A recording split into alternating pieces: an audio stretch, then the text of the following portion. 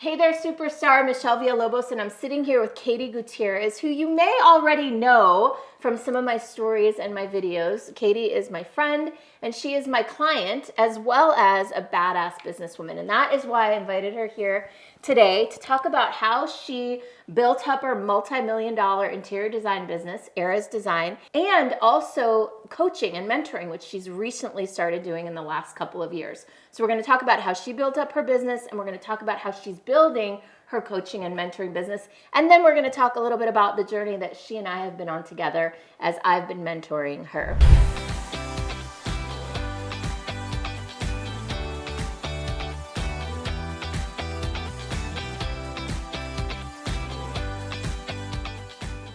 Welcome, Katie. Thank you. I'm so glad to be here. I'm so excited to have you. You have so much wisdom, so much knowledge. I love what you've done with your business. So why don't you tell us first, let's get started. What is it that you do and how did you get started? So my favorite thing to talk about in what I do is that what I do is my design philosophy. What I do is my heart. And my design philosophy is called biographical design. And that is a design philosophy wherein I support homeowners and brand owners in discovering things about their biography so that we can reflect that in the space. And there are 6 key pieces in a person's biography or a brand's biography that I know if I can reflect one-to-one in the space, it will guaranteed create a space that is a vehicle of their own self-expression. Okay. And when a space is a vehicle of their own self-expression is when it is the root of their confidence. And confident people live very different lives in this world than the opposite. So what I'm hearing you say is you're an interior designer, and the unique way that you approach interior design is by discovering a client's biography, right? So that's your unique value proposition, your differentiator, if you will. So how have you built and grown this business? Tell us a little bit about the story of how you discovered biographical design and how you came to be so successful. So I think it really all starts with where I was before I started my business. Okay. Where I was before I started my business was working with a really big architecture firm. Okay. I loved the people I worked with. The projects were really interesting. It was an awesome part of my life. And there was a part of me that felt like while my brain was stimulated and I loved it, my heart wasn't playing in my work. Okay. And so that was really the thing that I focused on and followed was like, how can my heart come and play in my work? Because that really felt like there was a hole, there was a missing piece. Okay. So what I did was I followed my heart's calling to work in a way that my heart could play. And for me, that meant really being able to work with the things that the end user, like the person who uses the space, actually touches and thinks and feels and sits on. Okay. And having the capacity to work with that with a person meant that I had a human connection with the client in a way that added so much more depth to the work I was doing before. So before you're in this kind of large architecture company, they're doing beautiful design, but it sounds like you didn't feel like there was a real strong connection between the design and the person. Yes. Okay. Yeah. And so what that did was it gave me an access point into how to steer my business that I never had access to before, which was, oh, it's okay to make decisions based on desire.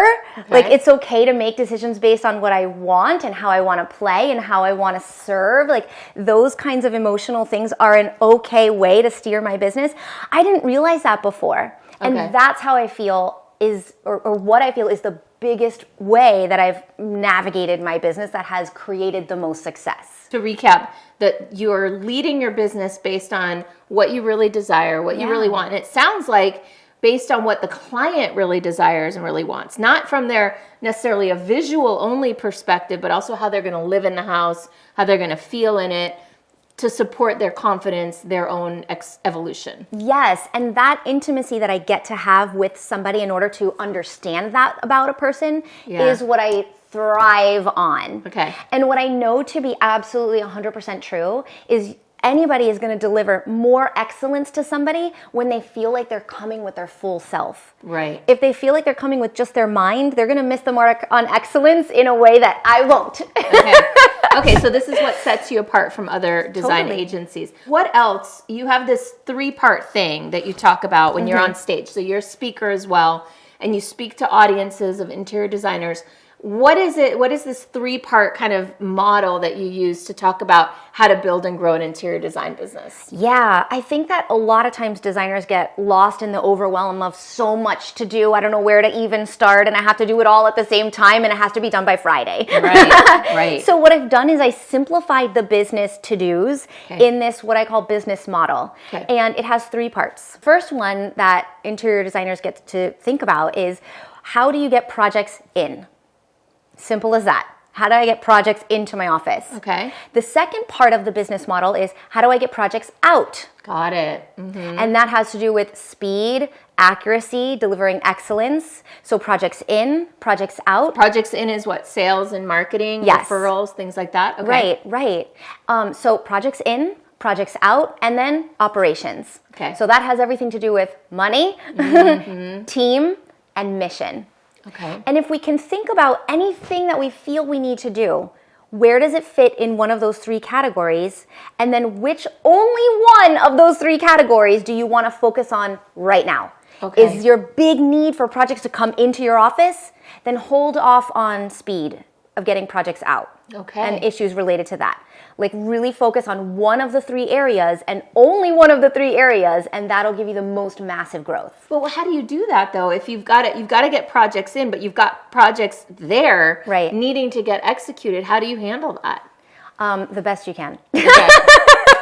Well, and I know that for you, one of the big things that you've been doing over the last few years, you've been adding team, right? How did you first initially start to grow in that direction? Like you were doing everything yourself, I imagine, at some point. What was the first person you hired on your team? There are a lot of things an interior designer has to do, right? There's the business operations stuff, there's projects in and there's projects out, like we just talked about.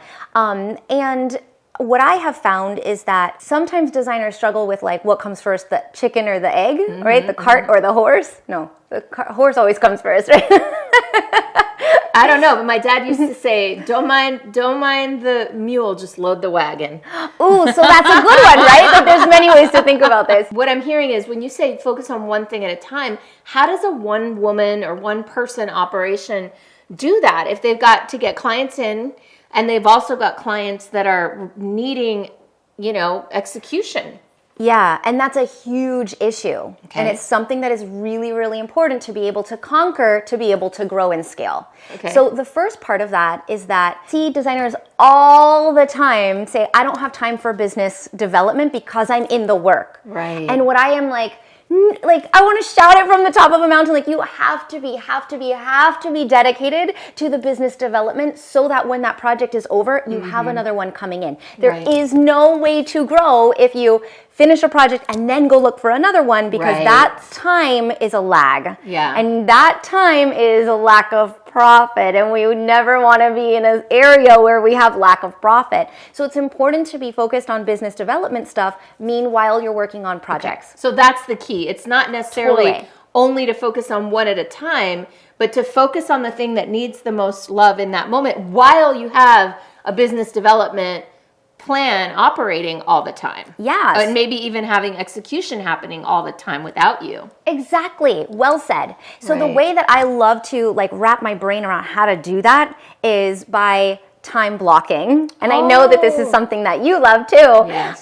So one of the things that I do is say Mondays are my business development days. And that is what I have done. I block off Mondays to business development, and I don't take on meetings. I don't work on projects. I don't do anything on Mondays except for work on the business. Okay. That's like my CEO day. Mondays are my CEO day. Exactly. It's the day that I do the internal meetings with people on my team, etc. Exactly. Cool. So time blocking is one of your tricks. Yeah. And the make it or break it of that is that you're dedicated to the time block. Okay. Like, if it's on your calendar, you don't say, oh, I'll schedule a meeting anyway. Right. You got to honor it. You do. One thing I want to point out is that, so you have grown this business over the last, 10 years? And more. To 11, 12 now? We're going on 13, but who's counting? We've been working together now, 5 years? Yeah, or 6? Okay, so you've been doing this now. You've grown a lot. What have been some of the biggest breakthroughs that you've made to grow your business? Hiring a business coach. has been the number one key biggest area of growth. Really? Yeah, because I feel like sometimes, and not just any business coach, but you. Oh, thank you. Because sometimes I feel like when you're inside the business, you're like doing day-to-day stuff, and it can be challenging to zoom out for a minute. Yeah. It can be challenging to give yourself permission and space to like work on me and the business rather than the task at hand or the fire or the email or the text message. Right. And so I think business coaching has really been the thing that has allowed me to say, hold on a second, let's zoom out. Yeah. Let's think about this. Let's strategize this. Right. And that has been the thing by far that has created the most pathways for success. I don't mean like tips for success. I mean pathways, strategies, roads leading to success. Thank you. Thank you. All right. So we know that coaching has been a valuable investment that you've made. There's been one other thing, and what I'm going to do is we're going to do a new video because this other thing is so big. Yes. So we'll seed it a little bit. So get ready. Watch our next video. We're going to talk about how to grow your successful interior design business by finding your unique differentiator. All right. So we'll see you there on the other side. And in the meantime, if you want to learn more about Katie and her interior design business, where can they find out more about you? So you can go to my website, biographicaldesign.com, and there are lots of goodies in there to have access to. All right, cool. See you on the next video.